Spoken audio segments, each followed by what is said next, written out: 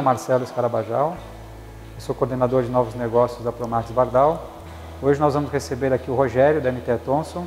Bom dia, Rogério. Olá, bom dia. Bem-vindo ao nosso Centro de Memória. Eu agradeço vocês terem aceito o nosso convite para falar sobre líquido de arrefecimento. Bom, legal. Para isso eu vou convidar então o Arley Silva, que é o nosso engenheiro. Olá, prazer, Arley. E ele vai com certeza aí esclarecer as suas dúvidas e dar respostas às suas questões. Tá ok, obrigado. Fique à vontade. Obrigado. Bom, para a gente começar esse nosso bate-papo, Arley, uma dúvida que os nossos reparadores sempre têm é qual a água ideal para ser utilizada no sistema de arrefecimento. Olha, Rogério, a água ideal a ser utilizada no sistema de arrefecimento são águas isentas de sais minerais, como água desmineralizada, água deionizada e água destilada. Essas águas, a diferença entre elas é o processo como são obtidos. Tá, e eu posso usar água potável, água de torneira, no lugar dessas águas? A água ideal a ser utilizada é a água isenta de sais, mas na falta delas, a menos pior é a água de torneira. Por quê? Porque são conhecidos como pH e a quantidade de sais minerais são conhecidos para uso humano. Diferentemente de uma água, por exemplo, de chuva, uma água de poço artesiano, onde essas análises físico-químicas são desconhecidas até o momento. Tá, então eu estou entrando numa outra área, que é a área química. Vamos falar um pouco sobre química? Vamos, para isso eu convido você a participar junto conosco no nosso laboratório. Então vamos lá no laboratório. Bom, Arley, me explica o que é aditivo. Rogério, eu acredito que todos nós já vimos, quando abre a tampa do sistema de arrefecimento, uma água, um líquido na cor de barro, com aspecto de barro. Ou também quando você sobe uma serra e vê um veículo parado no acostamento por problema de superaquecimento. Então, reduzir a formação de depósito e evitar o superaquecimento é uma das principais funções do aditivo para o sistema de arrefecimento. E o que é pH? Rogério, essa história de pH é melhor nós conversarmos com o Sérgio, que é o químico responsável por esse laboratório. Me explica o que é pH. pH significa potencial hidrogeniônico. E isso é a medida da concentração dos íons hidrogênio em uma solução aquosa.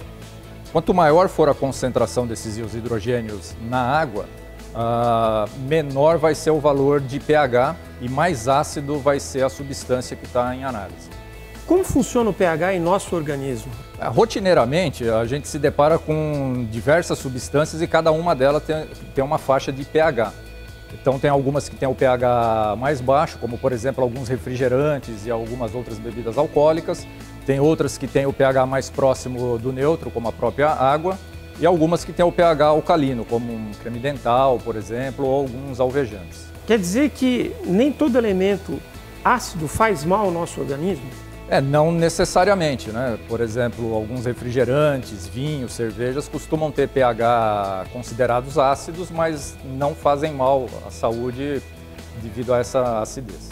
E como funciona o pH no sistema de arrefecimento? A faixa ideal de pH para o sistema de arrefecimento está situado entre 7,5 e 8,5. Como eu faço uma medição ou o que eu utilizo para fazer a medição do pH? Existem alguns aparelhos que funcionam muito bem, principalmente no campo, como o refratômetro, o densímetro e o papel indicador de pH. Então, me mostre qual é o refratômetro. Esse aqui, por exemplo, é o refratômetro. Tá? Você coloca uma pequena amostra aqui nessa cápsula e olhando aqui pela luneta, vai te dar um determinado valor. Esse valor é tabelado e você compara isso com aquela tabela e determina qual a concentração da solução que está em uso. O segundo seria o densímetro? O segundo é o densímetro. O densímetro também é utilizado para a determinação da concentração. Você mergulha ele na solução, ele vai ficar boiando até dar uma determinada indicação. Isso também é tabelado e comparando com o valor da tabela, você sabe qual é então a concentração que aquela solução ali está apresentando. E o terceiro método? O terceiro método é o papel indicador, tá? Então ele está tabelado aqui de 1 a 14, você mergulha esse papel dentro da solução que você está analisando e a hora que você retira ele vai dar uma determinada coloração. Como nós dissemos, a faixa ideal para o sistema de arrefecimento é entre 7,5 e 8,5, então ele vai estar mais ou menos situado nessa região verde aqui. Você poderia demonstrar como pode ser feita uma medição com a fita de papel?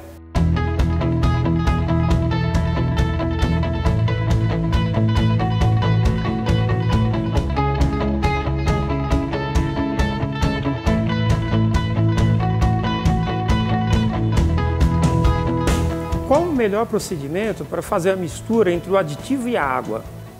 Você deve pegar um recipiente limpo e adicionar primeiramente a água. E depois você adiciona o aditivo aos poucos para que possa ir ocorrendo naturalmente a mistura. Inclusive, durante a mistura, você vai observar que há uma elevação na temperatura. Essa elevação de temperatura é perfeitamente normal, porque na verdade está acontecendo uma reação química entre o aditivo e a água. Bom, vocês viram que é importante preparar esse líquido fora do sistema, aguardar a reação química e depois colocar no sistema. Isso vai simplificar o seu trabalho.